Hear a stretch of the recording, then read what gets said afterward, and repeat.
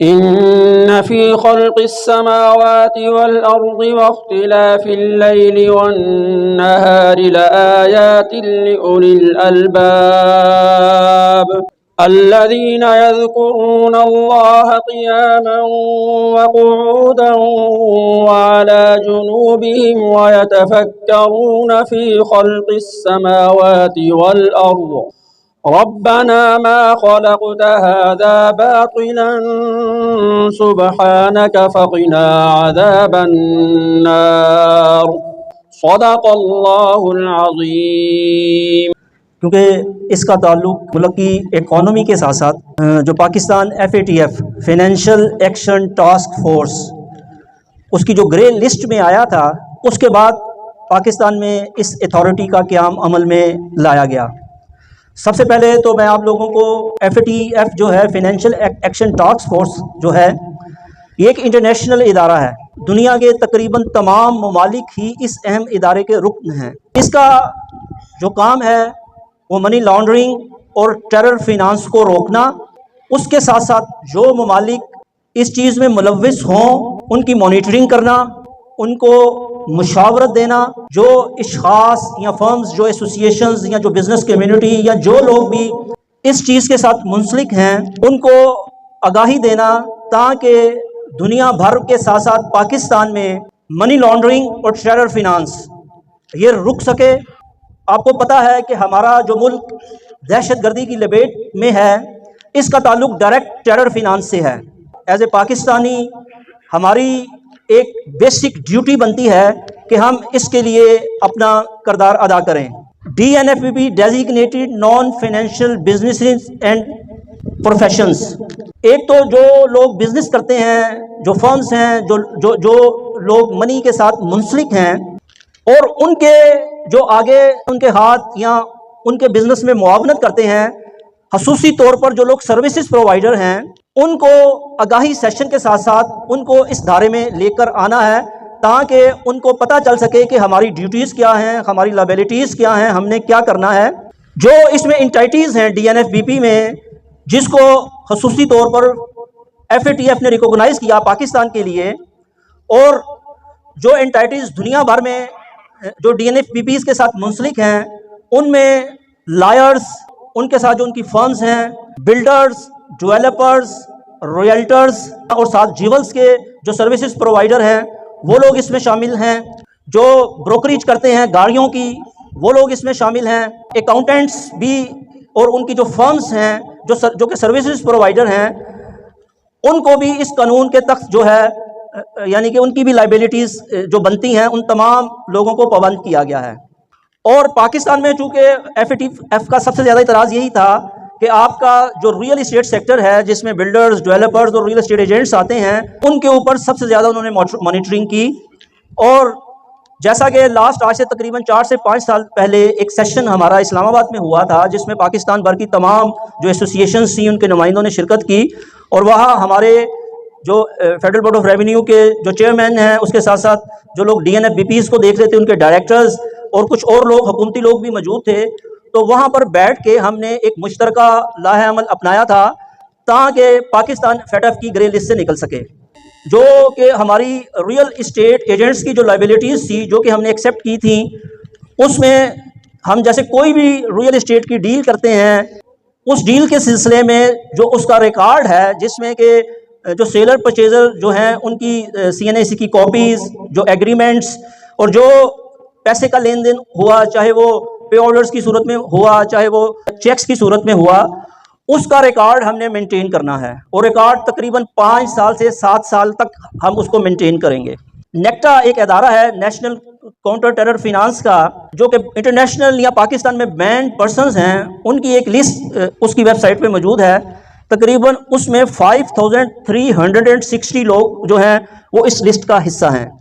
जब भी आप कोई डील करेंगे सेल परचेज़ की, तो आपने उस नेक्टा की लिस्ट के ऊपर जाके, जो कि 5360 पीपल्स हैं, उसका NIC वहाँ से जाके आपने देखना है। और देखने के बाद अगर वो शख्स उसमें शामिल है, तो आपने इसकी आगाही मुतल्लिका इदारे को देनी है, जो कि काउंटर टेरर फिनांस को जो कि मॉनिटर करता है, उस अदारे को आप जो है अपना क्या कहते हैं इन्फॉर्म भी करेंगे, उनको बताएंगे भी, और उस शख्स से आप लोग डील नहीं करेंगे। कैश का लेन देन है उसके ऊपर जो है वो रिस्ट्रिक्शंस लगाई गई हैं कि आप 2 मिलियन से ऊपर की जो डील होगी वो पे ऑर्डर्स या चेक्स की सूरत में करेंगे, और उससे नीचे की डील कैश की सूरत में की जा सकती है। और दूसरी जो सबसे अहम चीज़ है कि फेडरल बोर्ड ऑफ रेवेन्यू जिसके अंडर में ये अदारा काम करता है, उसमें हम पे मैंडेटरी है कि हमें DNFBP का मेंबर बनना है।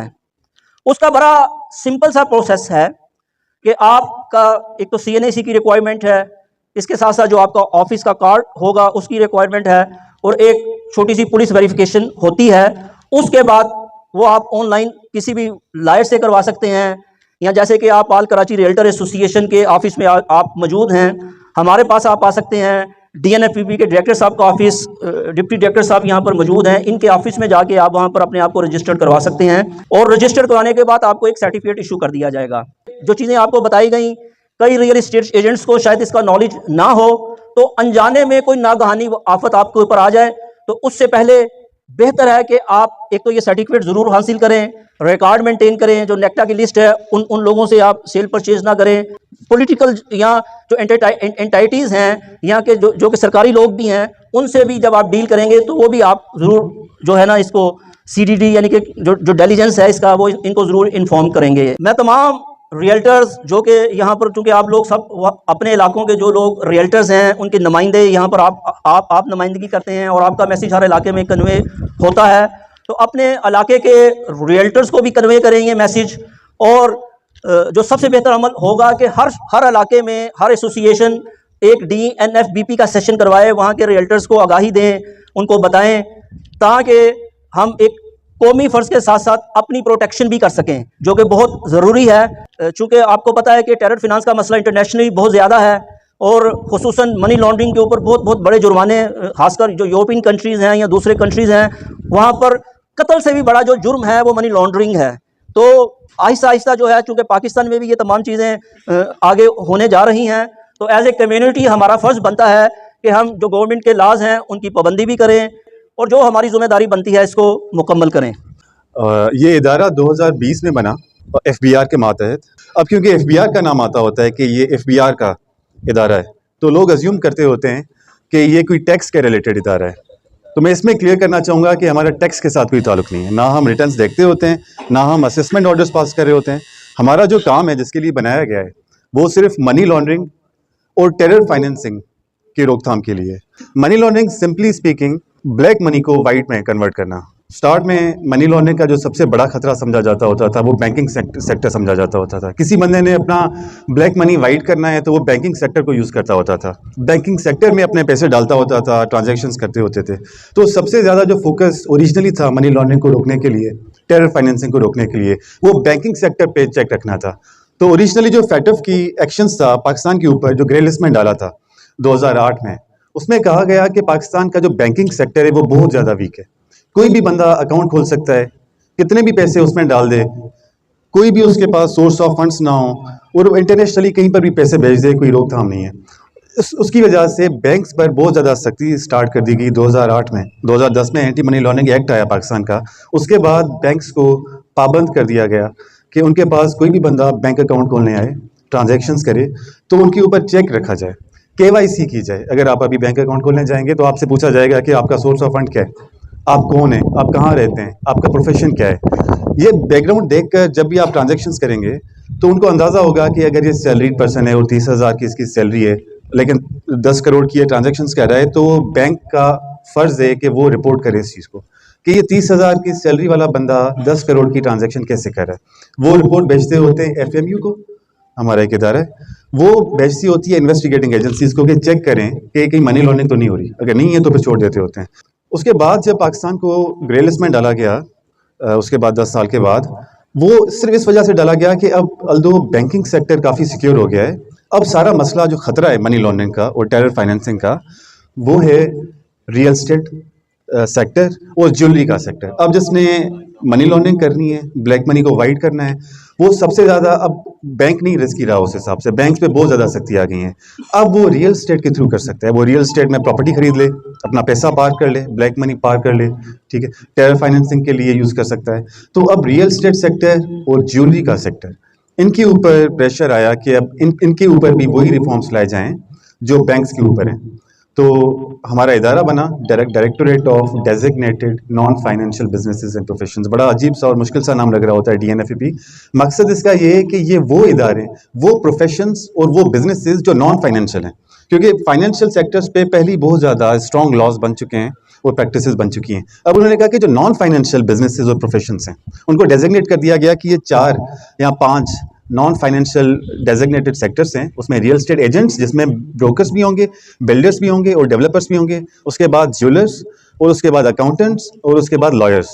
FBR को कहा गया कि आप सिर्फ रियल स्टेट सेक्टर को और ज्वेलर्स के सेक्टर पे नजर रखें, ठीक है, और अकाउंटेंट्स जो ICAP के साथ रजिस्टर्ड ना हो, ICMAP के साथ रजिस्टर्ड ना हो। तो हमारा जो ओरिजिनल काम है, हमारा कानून है, वो ये है कि रियल स्टेट एजेंट्स, बिल्डर्स और ब्रोकर्स पूरे पाकिस्तान में उनको रजिस्टर करें। तो हमारी आपसे जो पहली तवक्को है इस लॉ के अंदर कि रजिस्ट्रेशन कराएं, और बड़ा इजी और सिंपल सा प्रोसीजर है रजिस्ट्रेशन का। हमने अपना जो फोकल ऑफिस बनाया हुआ है ऑल कराची रियल्टर्स एसोसिएशन को बनाया हुआ है। उसका मकसद ये है कि ऑब्वियसली गवर्नमेंट सेक्टर्स में बहुत ज़्यादा लोगों को कंसर्न्स होते हैं कि गवर्नमेंट इदारे को अप्रोच करना, किसी और चीज़ में ना फंस जाएँ। ऑब्वियसली मिसगिविंग्स होती हैं लोगों की, तो उस मिसगिविंग्स को कम करने के लिए हम चाहते हैं कि हम इस चीज़ को, मतलब हमारे पास वैसे लॉ में बहुत ज़्यादा पावर्स बहुत ज़्यादा दी गई हैं, मॉनेटरी पेनल्टीज, रिकवरीज, तो हमने कहा कि उस तरफ जाने से बेहतर ऑप्शन ये है कि हम इस चीज़ में रिकन्सिलेशन के साथ इसमें आगे बढ़ें, रिक्वेस्ट करें रियल्टर्स को कि वो रजिस्टर हों। और हमारा टारगेट ये है, क्योंकि फैटफ ने पहले हमें ग्रे लिस्ट पे डाला था और उन्होंने 1 साल 2 साल के बाद दोबारा आना है और उन्होंने चेक करना है कि क्या रियल स्टेट एजेंट्स पे काम हुआ है कि नहीं हुआ। पूरे पाकिस्तान में क्या कोई रियल स्टेट एजेंट है जो रजिस्टर्ड नहीं है? हमसे क्वेश्चन ये होना है। और पाकिस्तान को दोबारा ब्लैक लिस्ट किया जाए या ग्रे लिस्ट की तरफ ले जाया जाए, सारा इस पर डिपेंड करेगा कि रियल स्टेट एजेंट्स रजिस्टर्ड हैं कि नहीं है। तो आपसे जो पहली तवक्को करता है ये कानून, एंटी मनी लॉन्ड्रिंग एक्ट, कि आप रजिस्टर हों। उसके बाद जो नेक्स्ट तवक्को है कि आप जो है थोड़े बहुत वो काम करें जो बैंक्स कर रही होती हैं। थोड़ा सा मुश्किल लग रहा होता है, लेकिन इसमें डिटेल में हम हमेशा अवेलेबल हैं, कोई भी आपको इन्फॉर्मेशन चाहिए। नेक्स्ट स्टेप में हम आपसे ये तवक्को करते हैं कि आपके पास कोई भी क्लाइंट आता है तो आपको पता होना चाहिए कि वो क्लाइंट कौन है। ऐसे नहीं कि आपको पता ही नहीं कि बंदा है, क्योंकि आप डर ये नहीं है कि real estate agents money laundering करेंगे या वो टेरर फाइनेंसिंग करेंगे। डर ये है कि उनके बिजनेस को यूज़ किया जाएगा, उनको पता भी नहीं होगा और कोई बंदा आएगा और उनके थ्रू पैसे मूव करेगा या प्रॉपर्टी खरीदेगा जो बाद में दहशतगर्दी के लिए यूज़ हो या मनी लॉन्ड्रिंग के लिए यूज़ हो। तो रियल स्टेट एजेंट पे ये ऑब्लिगेशंस डाली गई हैं कि वो इंश्योर करेगा कि वो जिसके साथ डील करता है क्लाइंट्स, उसको पता हो। तो KYC फर्स्ट रिक्वायरमेंट है कि जो बंदा आपके पास क्लाइंट आता है आपको उसका पता होना चाहिए, उसका नाम क्या है, उसका पता क्या है, उसका फ़ोन नंबर क्या है, उसका CNIC नंबर क्या है। ये सबसे बेसिक रिक्वायरमेंट है। नंबर 2, और ये हम ये नहीं चाहते कि आप उनको, लोगों को बड़ा डर लग रहा होता है कि हमारे क्लाइंट्स भाग जाएंगे अगर हम उनको ये चीज़ें पूछना शुरू कर दें। लॉ ये कहता है कि आपके क्लाइंट को पता भी ना चले और आप ये बैकग्राउंड चेक कर लें उसका, ठीक है। और ये भी नहीं कहता कि लॉ कि आपने उनके साथ बिजनेस नहीं करना, आप सिर्फ क्योंकि आपने CNIC तो वैसे ही मांगना है उनसे, अगर कोई भी उनसे डील कर रहे हैं आप, तो CNIC आपका मोस्टली कवर कर लेता है KYC, ठीक है। हम ये चाहते हैं कि आप फॉर्म रखें अपने क्लाइंट्स का, 5 साल तक उनका रिकॉर्ड रखें कि आप पिछले 5 साल में कौन कौन से आपके पास क्लाइंट्स आए, उनका नाम क्या था, पता क्या था, ठीक है, फ़ोन नंबर क्या था और CNIC क्या था उनका। एक एडिशनल चीज़ हम इसमें रिक्वायर कर रहे होते हैं कि उन सारे क्लाइंट्स का आप एटलीस्ट ये चेक कर लें कि क्या वो यूनाइटेड नेशंस की जो लिस्ट है दहशतगर्दों की, उस लिस्ट पे तो नहीं बंदा, जो नेक्टा की लिस्ट है, जो मिनिस्ट्री ऑफ इंटीरियर की लिस्ट है दहशतगर्दों की, उस पर तो बंदा नहीं है। वो अगर बंदा है तो उसके साथ डील नहीं करना, बाकी डीलिंग पे कोई रुकावट नहीं है। डील आप सबके साथ कर सकते हैं, सिर्फ उनके साथ नहीं कर सकते जो दहशतगर्दी की लिस्ट पर हैं मौजूद, और वो बड़ा कम निकलना है। हार्डली पूरे साल में किसी के पास इक्का दुक्का कोई एक बंदा निकल आया तो निकल आया। हमारी मेन रिक्वायरमेंट है कि KYC हो, सोर्स ऑफ फंड्स आपने पूछना है, लेकिन आपने हर बंदे से नहीं पूछना, क्योंकि ये एक एक्स्ट्रा चीज़ है जो थोड़ी मुश्किल लग रही होती है हर बंदे को। वो उससे पूछना है जिसको हम कहते होते हैं PEP, पॉलिटिकली एक्सपोज पर्सन। वो बंदे जिसमें ब्यूरोक्रेट शामिल हैं, जिसमें जजेस शामिल हैं, जो गवर्नमेंट में हैं, ठीक है, जो हाई नेटवर्थ इंडिविजुअल्स हैं, बहुत ही अमीर हैं, बहुत ज़्यादा उनका बिजनेस है, इंटरनेशनल बिजनेस है।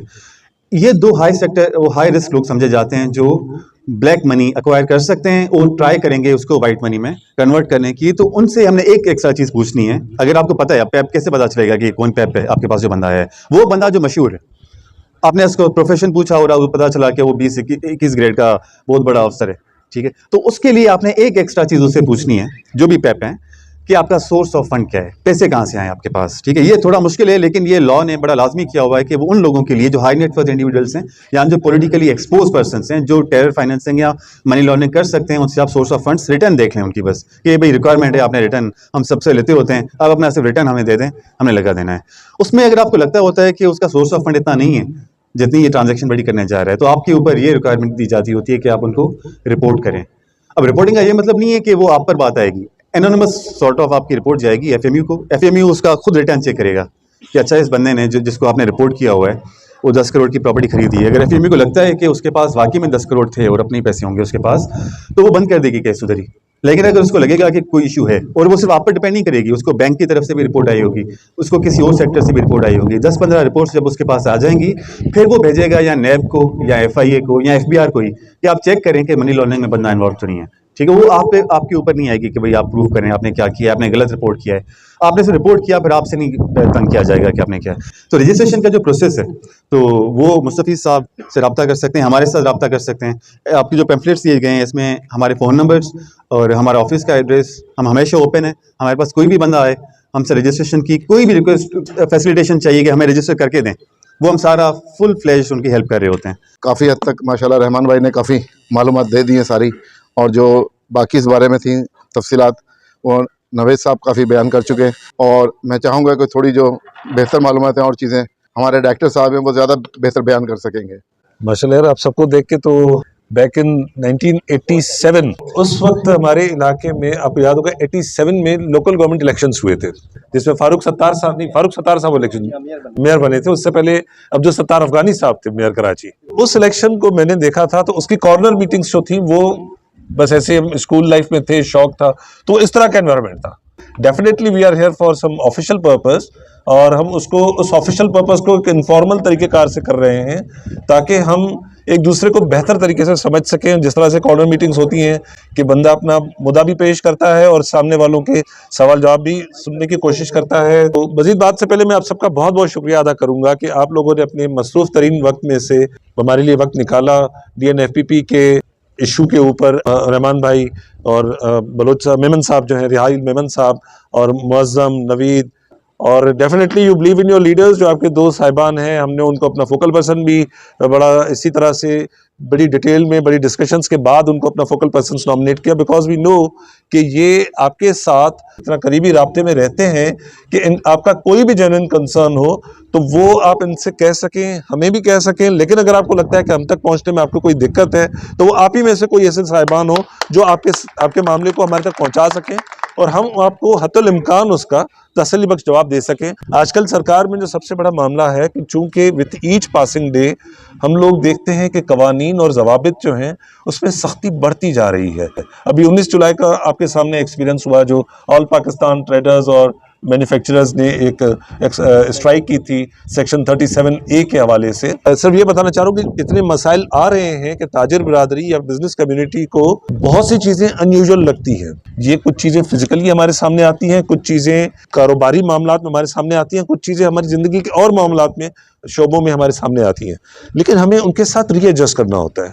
और ये इट्स नॉट कि मैं आपसे पूछ रहा हूँ या सरकार आपसे पूछ रही है, इट्स मोर कि कोई और हमसे पूछ रहा है। UAE इतनी बड़ी इकोनॉमी हो गई, आपके ख्याल से क्या वो ब्लैक मनी या मनी लॉन्ड्रिंग के बगैर हुई है? हम में से कितने लोगों का पैसा वहां गया है? I am not justifying their acts, लेकिन उनके लिए मसला नहीं है, वो अपने लिए कवानीन खुद बनाते हैं। हमारे लिए मसला ये कि हमारे लिए कवानीन कोई और बनाता है। हमारे जो रहन सहन का तरीका है उसमें अगर हम साल में हमें 100 अरब डॉलर चाहिए और हमारी जो पैदावारी वो है कैपेसिटी है वो 80 अरब डॉलर है, तो 20 अरब डॉलर मुझे बाहर से चाहिए हर साल। मैं कहाँ से लाऊंगा वो? तो मैं जिस इदारे से इंटरनेशनली कनेक्टेड हूँ वो सारे इदारे FATF के या जो भी दुनिया भर में इन मालियाती इदारों का जाल बिछा हुआ है, जो तरतीब है इस वर्ल्ड इकोनॉमिक ऑर्डर की, उसमें वो कहीं ना कहीं कनेक्टेड हैं।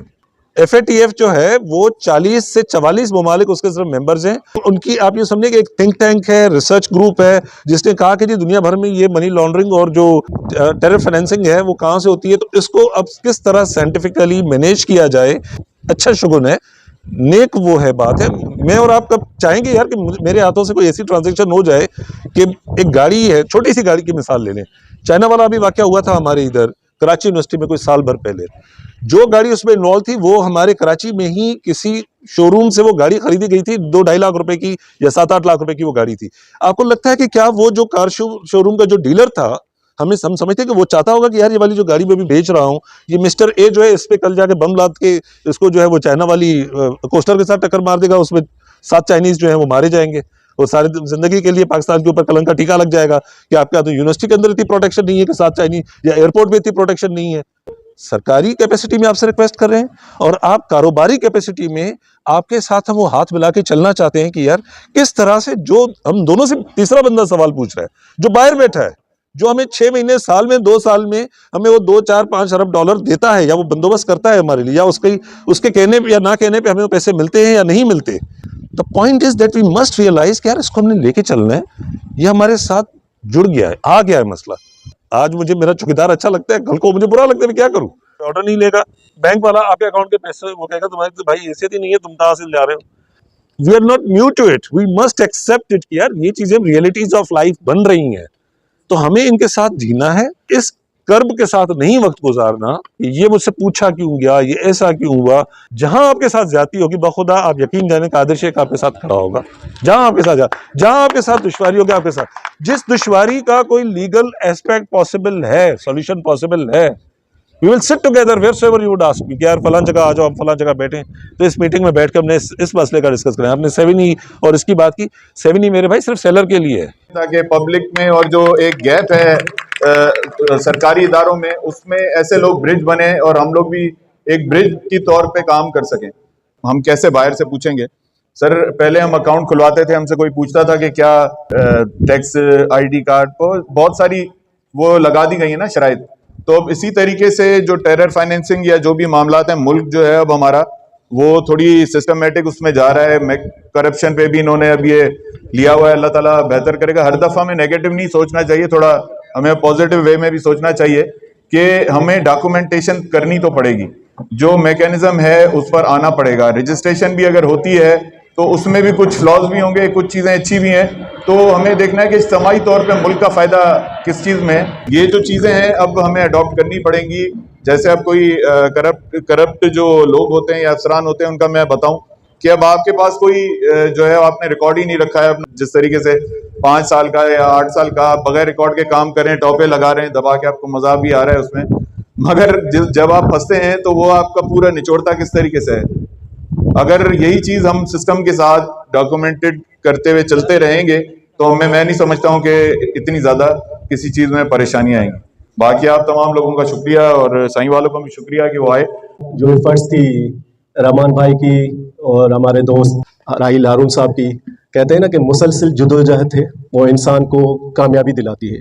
काफ़ी चीज़ें फाइनलाइज हो गई और इनको फोकल पर्सन का एक मिल गया है कि चलो ठीक है, वो सारी चीज़ें पाइपलाइन हो गई हैं। जब कोई भी बंदा रियल्टर के पास आता है या कोई चीज़ लेता है तो वक्त पहला क्वेश्चन यही होता है, जो बंदा जो रियल्टर होता है कहता है किसी भी तरह, ये कोई सवाल वैसे होता नहीं है तो ये पूछें। मुझे नहीं लगता कि ये सवाल, जैसे आपने कहा 7E सेक्शन में आता है कि वो ऑलरेडी जब 2.5 करोड़ से ऊपर होगा, तो मेरे ख्याल में ये बात उनसे सवाल करना भी किसी, जाहिर है जो उस लेवल का बंदा होगा तो उसको वो भी एतराज़ होगा कि ये मुझसे क्यों पूछ रहे हैं कि मेरा सोर्स ऑफ इनकम क्या है। भाई जो चीज़ है वो मुझे दे दे, अगर मैं आया हूँ लेने, तो अगर ये नहीं करता तो किसी और के पास चला जाएगा। तो कम से कम मेकर ये सवाल भी ये ना करें, उसका कोई तरीक़ेकार अलग होना चाहिए कि सबको एक फैसिलेट करें, इस तरह की कोई बात करें। डायरेक्टर साहब खुद बैठे हुए हैं, वो हमें समझाएंगे। हमारे तो पाकिस्तान में सबको पता है सोर्स ऑफ इनकम किस तरह है और क्या चल रहा है, इनकम क्या है और किस तरह ये सारी चीज़ें बढ़ रही होती है। तो आज तक हमारी गवर्नमेंट ने सवाल नहीं किया, तो ये रियल इस्टेट वाले उनसे क्या सवाल करेंगे। तो शुक्रगुजार हूँ आपका कि आपने इज़्ज़त अफजाई की है। यकीनन एक पॉलिटिकल पार्टी का वर्कर हूँ और जो अवामी मसाइल होते हैं, चाहे वो बिज़नेस कम्युनिटी के हों, चाहे वो गली मोहल्ले के हों, सड़कों के हों, सीवरेज के हों, स्ट्रीट लाइट्स के हों, सबसे एक पॉलिटिकल वर्कर का ताल्लुक होता है। रियल इस्टेट के हवाले से आपकी जो मुश्तरका आल कराची रियल इस्टेट एसोसिएशन है, जिसके सदर एम रहमान साहब हैं, चेयरमैन राहिल हारून साहब और तमाम मेरे ख्याल 23 एसोसिएशन हैं, तो वो सब आप अभी रजिस्ट्रेशन की यहाँ बात हुई, अभी हालिया दिनों में फाइनेंस मिनिस्टर से बिजनेस कम्युनिटी की मुलाकात हुई, तो एक सवाल पैदा होता है, क्या रियल एस्टेट के शोबे को बिजनेस कम्युनिटी नहीं समझा जाता? क्या उस मीटिंग में इस शोबे के लोग मौजूद थे या नहीं थे? अगर थे तो फिर सेलर पर और परचेजर पर जो टैक्स लगाया गया है 4.5 और 1.5% का, वो दोनों अगर 1.5% हो जाए तो क्या ही अच्छी बात होती। अगर इस पर, चूंकि आप कंसल्ट डिपार्टमेंट से ताल्लुक रखते हैं, सारे डायरेक्टर हजरात यहाँ मौजूद हैं, तो मैं समझता हूँ कि जिस कारोबार में वसअत पैदा करनी हो उसमें सहूलतें फराम करनी चाहिए, ना कि उस पर सख्तियाँ की जाएं। जब आप सख्तियाँ करेंगे तो चोर दरवाजे खुलते चले जाएंगे। जब आप कारोबार को सीधे अंदाज में करके, सादे अंदाज में करके, सस्ते अंदाज में करके लोगों को कारोबार की तरफ लेकर आएंगे, तो मैं ये समझता हूं कि चोर दरवाजे बंद हो जाएंगे। तो ये 4.5% का जो फड़ा डाला है सेलर पर, इसको खुदारा आप चूंकि कंसल्ट डिपार्टमेंट के लोग यहाँ बैठे हैं, इसको जो है कम करके इसको भी 1.5% पर लेकर आए। ये इनकी, मैं समझता हूँ सबके दिल की आवाज होगी। ये मोटी मोटी बातें, चूंकि मेरा ताल्लुक भी प्रॉपर्टी से रिलेटेड है, लेकिन मैं ABM एसोसिएट के ताहिर नदीम साहब यहाँ बैठे हैं, चूंकि मेरा सारा वक्त सियासत में गुजरता है तो इस इशू पे बहुत ज्यादा ध्यान नहीं रहता। तो आज मैं पहली बार ये देख रहा हूँ कि रियल एस्टेट एसोसिएशन और रियल एस्टेट से ताल्लुक रखने वाले लोग भी मौजूद हैं और FBR के लोग भी यहाँ मौजूद हैं, कंसल्ट डिपार्टमेंट के लोग भी मौजूद हैं। तो अगर ये मीटिंग आपकी पहले भी होती रही तो बहुत ही खुशाइन बात है, अगर नहीं हुई तो इस सिलसिले को कंटिन्यू करें। और अगर ये जो आपके इश्यूज हैं, अब मुझे नहीं पता कि आपने कोई 5 रुकनी, 8 रुकनी या 10 रुकनी कोई कैबिनेट बना दी है, अगर जो ऐसा किया है तो बहुत अच्छी बात है। अगर जो ऐसा नहीं किया तो जो इश्यूज होते हैं, जो डायलॉग होते हैं, वो इस तरह ओपन नहीं होते। उसके लिए आपको अपनी एतमाद वाली 8-10 रुकनी काबीना बनानी पड़ेगी, जो कंसल्ट डिपार्टमेंट के साथ उनसे बार्गेनिंग करे, आपके इश्यूज पर बात करे। कुछ अरसे पहले, साल मुझे याद नहीं है, CVT कैपिटल वैल्यू और टैक्स पर एक फड्डा बना था, और मुझे कभी कभी इस बात पर खुशी होती है कि वो पॉलिटिकल लाइन के लिए ताहिर नदीम साहब ने मुझे बुलाया था और कुछ दोस्त उसमें यहाँ प्रॉपर्टी से रिलेटेड उस मीटिंग्स में भी मौजूद थे, स्पेशली गुलिस्तान जौहर के लोग थे। अच्छा, चूंकि मुझे ज्यादा तजर्बा नहीं था इस बात का, तो मैंने उसको सियासी अंदाज में उनको गाइडलाइन दी कि आप इस तरह करें कि पहले स्टेप में शहर के जो मेन चौक हैं, चौराहे हैं, मेन सड़कें हैं, शारा फैसल हैं, या सरकारी दफातर हैं, सिंध सेक्रेटेरिएट है, वहां पे बड़े बड़े बैनर्स आवेजा करें और अपने मुतालबात उस पर लिखें। दूसरे मरहले में आप इसको, चूंकि बहुत लाखों की तादाद में इस कारोबार से लोग मुंसलिक हैं, तो चूंकि हमारा मुल्क एक सियासी जमहूरी मुल्क तो है, कहलाते तो हैं, लेकिन थोड़ा फुकदान भी है, जमहूरियत के ऊपर प्रेशर बहुत है। तो इस प्रेशर को रिलीज करने के लिए एक प्रेशर ग्रुप भी हमें बनाना पड़ता है। तो जब हमें लगे कि चूंकि मैं पॉलिटिकल वर्कर हूं, पॉलिटिकल बात ही करूंगा, जब हमें लगे कि हमारी बात नहीं सुनी जा रही, बहुत माजरत के साथ इस साइड पर, तो आपने अपनी ताकत का मुजाहरा करना होता है। पत्थर नहीं मारना, किसी को गाली भी नहीं देनी, कोई बंदूक भी नहीं निकालनी, किसी गाड़ी को आग भी नहीं लगानी, लेकिन अपनी एहतजाज, अपनी बात रिकॉर्ड करवाने के लिए आपने यूनिटी का मुजाहरा करना होता है। कराची प्रेस क्लब हमारे पास एक पॉइंट है, प्रेस कॉन्फ्रेंस हमारे पास एक जगह है, लेकिन चूंकि मेरे इल्म में अब तक की जो बात है, रियल एस्टेट से ताल्लुक रखने वाले दोस्तों को जो फाइनेंस मिनिस्टर के साथ मीटिंग हुई है उसमें वो शामिल नहीं थे। अगर है तो मुझे बताएं। तो अगर ऐसा था तो उसमें हमारी जो आपके एजेंडा है, जो आपकी तकलीफें अगर वो रखी गई हैं, तो मैं समझता हूँ कि खुशाइन बात है। अगर रखी गई हैं, उस पर कोई डिस्कशंस नहीं हुई, तो फिर हमारा फेलियर है। और अगर डिस्कशंस करने के लिए हमें प्लेटफॉर्म नहीं मिलता, तो भी हमारा फेलियर है, प्रॉपर्टी डीलर्स का फेलियर है, क्योंकि आपके अंदर यूनिटी होना बहुत ज़रूरी है, इत्तेहाद इत्तफाक होना बड़ा ज़रूरी है। दूसरी तरफ ये काबीना, एक कैबिनेट आपकी तरफ से भी नुमाइंदे हों और एसोसिएशन की तरफ से भी नुमाइंदे हों, जो एक बंद कमरे में बैठकर आपके चार्टर ऑफ डिमांड एक बना लें। आप सारे दोस्त मिलके वो चार्टर ऑफ डिमांड लेकर आप दोस्तों के साथ बैठें और उस डिमांड को मुकम्मल करवाएं। एज ए पॉलिटिकल वर्कर मुझे सईद गनी साहब से इन्होंने कहा कोई काम है, ये मेरा आपसे वादा है, आप कल बोलें कल, आप 2 दिन बाद बोले 2, मैं वजीर बल्दियात से आपकी मुलाकात करवा दूंगा। गवर्नमेंट ऑफ सिंध से जहाँ जिस मिनिस्ट्री में आप जाकर बात करना चाहते हैं, मिलना चाहते हैं, मैं आपके साथ जाने के लिए, आपकी मदद करने के लिए, अगर इस मूव को अगर पॉलिटिकल अंदाज में आगे बढ़ाना चाहते हैं तो गैर सियासी अंदाज में मैं आपके साथ रहूंगा। सियासी प्लेटफॉर्म को इस्तेमाल नहीं करेंगे, गैर सियासी अंदाज में सियासी अंदाज इस्तेमाल कर कर पार्टी की एफिलिएशंस को जाहिर किए बगैर आपकी मदद करेंगे और इंशाअल्लाह इत्तेफाक और इत्तेहाद के साथ एक प्रेशर बनाने की भी कोशिश करेंगे। वो खत्म हो जाएगा सिलसिला, या जैसे आपने कहा कि आप हर एक को खुल के जिसके लेना है तो बस वही आके ट्रांजेक्शन भी वही करे, उसकी अकाउंट से होगा, सब कुछ उसी के नाम होगा, या मैं अगर मेरा छोटा भाई है, मैं कोई प्रॉपर्टी खरीद करना चाहता हूँ, पैसा मेरा होगा, उसके नाम करवाना चाहता हूँ। कंसेप्ट है बेनिफिशियल ओनर और अल्टीमेट बेनिफिशियल ओनर का या बेनामी का। अब मैंने अगर कोई प्रॉपर्टी खरीदनी है, मेरे पास पैसे नहीं है और मैं कैसे खरीद सकता हूँ?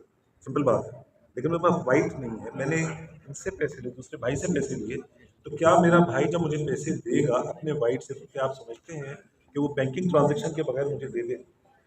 वो बगैर बैंकिंग ट्रांजेक्शन के नहीं दे सकता। लॉ में उसके लिए भी वो गलत है, मेरे लिए भी। मैं अब DNFPP की बात नहीं कर रहा, इनकम टैक्स लॉ के सेक्शन 39 की बात कर रहा हूँ। 39(3) हमसे रिक्वायर करता है कि हम जो पैसे गिफ्ट्स एक दूसरे को देते हैं वो ब्लड रिलेटिव्स के अंदर होते हैं और ब्लड रिलेटिव्स के साथ उसकी बैंकिंग ट्रेल होनी चाहिए। अब जो आप दूसरी बात कह रहे हैं ना सर, कि वो मैंने अपने मुलाजिम के नाम पे ले लिए, उसके नाम पे ले लिए, प्रॉपर्टी कोई ख़रीद ली, तो जो बेनिफिशियल ओनर का कंसेप्ट है, ये लेट्स से कि मैं आपके दफ्तर में आता हूँ और आप मुझे जानते हैं कि मैं कोई पॉलिटिशियन हूँ, मैं कोई बहुत बड़ा सीनियर सरकारी अफसर हूँ, जज हूँ, किसी पार्लियामेंट का हिस्सा हूँ, फोर्सेस का हिस्सा हूँ, बड़ी अहदे पर हूँ और मेरे पास इतनी खतीर रकम है, लेकिन मेरे वाइट पे वो डिक्लेयर नहीं है, मैंने अपने ड्राइवर के नाम पे वो खरीद ली, उसके ड्राइवर के अकाउंट में पैसे भी किसी तरह से डलवा दिए। आपको लगता है कि क्या आज बैंकिंग ट्रांजेक्शन बैंक वाले मुझे ऐसा करने देंगे? इसका बहुत कम इम्कान रहेगा। और वो बैंक का ट्रांजेक्शन होगी, वो तो फेयर ट्रांजेक्शन है ना। कानून जहाँ भी होता है, मैं बार बार एक चीज़ को कहता होता हूँ। अच्छा सर, मेरा ये क्वेश्चन है कि जैसे DNFPP में 2022 से जो है रजिस्टर्ड हूँ, मेरे पास सर्टिफिकेट है। अच्छा, अब इसमें जो है ना AML जो है, एंटी मनी लॉन्ड्रिंग जो है, और आपने CFT जो है इसमें जो है ना वो दिया है कि रियल एस्टेट सेक्टर के लोग जो है वो इसको कैसे रोक सकते हैं? हमको अथॉरिटी तो नहीं है, ठीक है। अब हम जो है, आप हमारे पास कोई रजिस्टर भी नहीं है, तो हम इसमें गवर्नमेंट की क्या हेल्प कर सकते हैं? हम में से कोई भी इसको तने तना नहीं रोक सकता, मनी लॉन्ड्रिंग को या टेरर फाइनेंसिंग को तने तना नहीं रोक सकता। मैंने आपसे गुजारिश की कि बहुत से पैरेलल एजेंसीज हैं जिसमें काम करें, जैसे विद इन DNFPP मैंने आपसे गुजारिश की कि रियल इस्टेट जो एजेंट्स हैं वो सिर्फ रियल इस्टेट ब्रोकर नहीं है, जो ब्रोकरेज हाउस है वो नहीं है, जो बिल्डर है, जो डेवलपर है, जो रजिस्ट्रेशन करने वाला बंदा है, जिसको टाइटल ट्रांसफर एंटिटी कहते हैं, वो KDA की शक्ल में है, वो मिलिट्री लैंड की शक्ल में है, इवन वो भी DNFPP है। लेकिन हर एक ने अपना अपना रोल अपने अपने दर्जे मकाम पे करना है। मैं रजिस्ट्रार हूँ, आप रियल एस्टेट एजेंट हैं। जब आप किसी बायर और सेलर की फाइल मेरे साथ रखेंगे, उसके साथ बहुत छोटा सा फॉर्म है 8 महीनों का, वो आप फिल इन करके देंगे तो आपकी जिम्मेदारी खत्म। हमारे यहाँ बिल्डर में जो है वो ट्रेड है, वो बिल्डर ट्रांसफर करते हैं, वो अपने फ्लैट्स को ऊपर ट्रांसफर पे जाते हैं, बिल्डर ट्रांसफर। उसमें हमें ट्रांजैक्शन की भी जरूरत नहीं है। बिल्डर 15-15, 20-20 लाख ले रहे हैं, 3-3, 4-4 करोड़ के फ्लैट हैं, साइड ये भी है, उनके पास भी ट्रांसफर फाइल है, हमें पैसे दिखाने बताने की भी जरूरत नहीं है, ठीक है, बताने की जरूरत है। इसके लिए हमें क्या करना पड़ेगा? जब एक बिल्डर बिल्डिंग बनाता है, हमें से कुछ दोस्त यहाँ पे बिल्डर्स भी होंगे, तो वो शुरू में इन्वेस्टर रेट पे अपनी चीज़ों की ओपनिंग करता है, प्राइसेस ऑफर करता है, भाई 3 करोड़ का अपार्टमेंट है या यूनिट है, और वो फ्लैट जैसे जैसे बनता जाता है और 3 से बढ़ के 3, 10, 3, 20 और बाय द टाइम वो जब वो फाइनल फिनिशिंग स्टेज होता है, हो सकता है वो 4, 4.5 का हो चुका हो, और इन द प्रोसेस उसमें 2 से 3 हैंड चेंजिंग हो चुकी होती है। नॉट इन ऑल केसेस, लेकिन क्वाइट अ फ्यू टाइम्स ऐसा होता है कि उसकी हैंड चेंजिंग हुई हो। पहले अब्दुल कादिर के नाम पे था, अब्दुल कादिर ने नवीद के नाम पे उसको 3 करोड़ 10 से सेल किया। क्या आपके ख्याल से जो बिल्डर है वो अपने पास ये रिकॉर्ड रखता है कि यार पहले ये फ्लैट बुक किया था कादिर शेख ने, आज उसको इकबाल साहब ने खरीदा है 10-15 लाख रुपए के ऊपर, क्योंकि और फिर भाई हमारे टालपुर साहब ने जो है उसको 10 लाख रुपए ऊपर पे खरीदा है? बिल्डर का रिकॉर्ड है, बिल्डर खुद फिर हमारा DNFPP एजेंट है। तो जब हम जिस तरह से आपसे गुजारिश कर रहे हैं, हम उनकी भी इसी तरह से इंस्पेक्शन कर रहे हैं, उनकी भी इसी तरह से रजिस्ट्रेशन कर रहे हैं। बिल्डर को हर इंस्टॉलमेंट पे 236K पे करना है। हम लोग क्या करते हैं, लॉ में हम लोग क्या करते हैं, 236K सिर्फ at the time of transfer and registration देते हैं। ऐसा ही है, ट्रांसफर और रजिस्ट्रेशन के स्टेज पे देते हैं। By law builder is required to pay. मैंने 3 करोड़ का फ्लैट बुक किया, मैंने 3 करोड़ आज तो नहीं लिए, मैं बिल्डर हूँ, मैंने 3 करोड़ आज नहीं लिए, मैंने अपफ्रंट उससे 1 करोड़ रुपया लिया। रजिस्टर इसने 3 साल बाद होना है 3 करोड़ के रेट पे, जिस रेट पे भी मैंने किया। आज के दिन 1 करोड़ रुपए का 136 के 236 के जो बनता है, मैं कानूनन पाबंद हूँ कि वो टैक्स पे मैं नहीं करता होता। एज अ बिल्डर, ये मेरी जिम्मेदारी, मैं विदहोल्डिंग एजेंट हूँ। हम लोगों ने 236 के का विदहोल्डिंग एजेंट सिर्फ टाइटल ट्रांसफर बॉडी को बनाया हुआ है। हमारी मार्केट प्रैक्टिस ये है।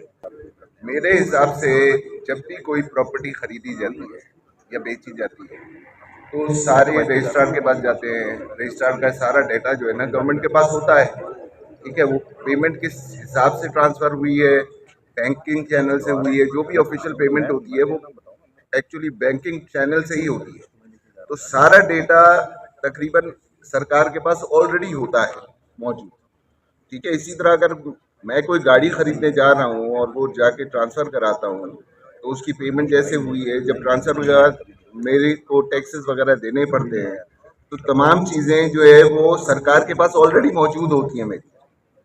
तो सरकार अपना जो डेटा उसके पास आता है उसको एक्सरसाइज करके ये सारी चीज़ों को क्यों नहीं कैटर करती, बनिस्बत इसके कि ये आम लोगों को, जो जैसे हमारे लिए एक बहुत डिफ़िकल्ट काम है।